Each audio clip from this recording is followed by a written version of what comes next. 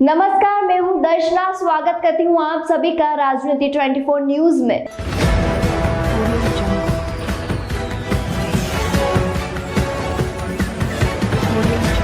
इंदौर के देवी अहिल्या यूनिवर्सिटी लगातार विवादों में रहती है। इसका एक उदाहरण एक बार फिर सामने आया, जहां सीटी एग्जाम में गलत पेपर देने पर छात्रा को परेशान होना पड़ा है। दरअसल नागदा निवासी प्रियांशी को सब्जेक्ट चेंज करने के समय हुई तकनीकी गड़बड़ी में मैथ्स की बजाय बायोलॉजी का पेपर देना पड़ा। पूरे मामले की देवी अहिल्या विश्वविद्यालय के कुलपति से इस त्रुटि की शिकायत की। वहीं डीएवीवी रजिस्ट्रार अनिल शर्मा ने इस पूरे प्रकरण को गंभीरता से लेते हुए आने वाली 4 सितंबर को होने वाली सीईटी परीक्षा के दूसरे चरण में ऐसे छात्रों को शामिल करने की बात कही है। देवी अहिल्या विश्वविद्यालय में विवाद लगातार निर्मित होते रहते हैं। इसी के तहत वर्तमान में हुई सीईटी एग्जाम को लेकर भी विवाद लगातार जारी है। सीईटी एग्जाम को 2 चरणों में लेने का फैसला किया गया था। पहला चरण 31 अगस्त और दूसरा 4 सितंबर को ली गई थी। उसी के चलते 31 अगस्त को हुए एग्जाम में कई विद्यार्थियों को तकनीकी परेशानियों का सामना भी करना पड़ा, जिसके बाद यूनिवर्सिटी से यह निर्णय लिया गया कि ऐसे छात्रों को आगामी 4 सितंबर के दूसरे चरण की सीईटी एग्जाम में बिना किसी परेशानी के प्रवेश दिया जाएगा।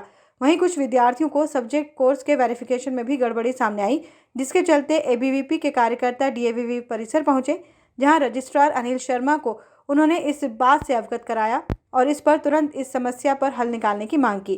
गौरतलब है कि 31 अगस्त को एग्जाम में नागदा की छात्रा प्रियांशी को मैथ्स सब्जेक्ट पढ़ाई करने के बाद बायोलॉजी का पेपर देना पड़ा, जिसके बाद छात्रा को पेपर की गड़बड़ी का पता चला, जिसकी जानकारी यूनिवर्सिटी से की गई। बता दें, यूनिवर्सिटी ने भी इस पूरे मामले को गंभीरता से जांच के बाद विचार करने पर आने वाली एग्जाम में छात्रों को राहत देने की बात कही है। दूसरा, एक स्टूडेंट की समस्या ये है कि उसने सी ग्रुप की एग्जामिनेशन में जो ऑप्शन ऑप्ट करना होता है, फॉर्म में तो उसने मैथमेटिक्स भरा था, पर जब वहाँ एग्जामिनेशन हॉल में इन्विजिलेटर्स उसका वेरिफिकेशन करवाते हैं, वेरिफिकेशन के समय उसने बायो ऑप्ट कर लिया। स्टूडेंट्स की साइन भी ली जाती है, तो उसने साइन भी किया उस पर चूंकि वो मैथमेटिक्स की स्टूडेंट्स है, तो बायो ग्रुप में वो एग्जामिनेशन के पेपर सॉल्व करना उसके लिए संभव नहीं था। वो छात्रा भी माननीय वाइस चांसलर मैडम से भी मिली थी और हमारे सीईटी कोऑर्डिनेटर से भी मिली। हम लोग उसके लिए प्रयासरत हैं। एनटीए को हम लोगों ने कहा है कि इसमें ऐसा प्रतीत हो रहा है कि छात्रा की शायद मानवीय त्रुटिवश कहीं हो गई है, असुविधा हुई है, गलती हुई है, इसको हम लोग रेक्टिफाई करें और ये हम लोगों की कोशिश जारी है कि उसको एग्जामिनेशन के लिए अलाउ करवाएं। एनटीए के अधिकारियों से इस संबंध में माननीय कुलपति जी की भी चर्चा हुई है और हमारे कोऑर्डिनेटर की भी, मेरी श्याम की भी चर्चा हुई है। उम्मीद हम उस छात्रा के लिए भी कोई पॉजिटिव हल निकालेंगे। त्रुटि ये बहुत ज़्यादा बड़ी त्रुटि है सीईटी की। हमने इस चीज़ का संज्ञान पहले जो रजिस्ट्रार सर है, कुलपति मैम है और रेक्टर सर सभी को दिला दिया था। अब इतनी सारी सब सूचना होने के बाद भी ये लास्ट एंड तक भी इसका कोई सोल्यूशन नहीं कर पाए। इनका कहना है कि इन जो एग्ज़ाम कंडक्ट करा रही है संस्था नहीं करा पाएगी इस विषय में कुछ भी। और अभी आज भी हम इसीलिए बात करने आए थे, तो कुलपति मैडम तो अभी यहाँ पे है नहीं और रजिस्ट्रार सर है, तो रजिस्ट्रार बोल रहे हैं कि मैं इसके ज़्यादा कोई सोल्यूशन नहीं हो पाएगा। हमने बहुत प्रयास कर लिए और संस्था से बात कर ली है।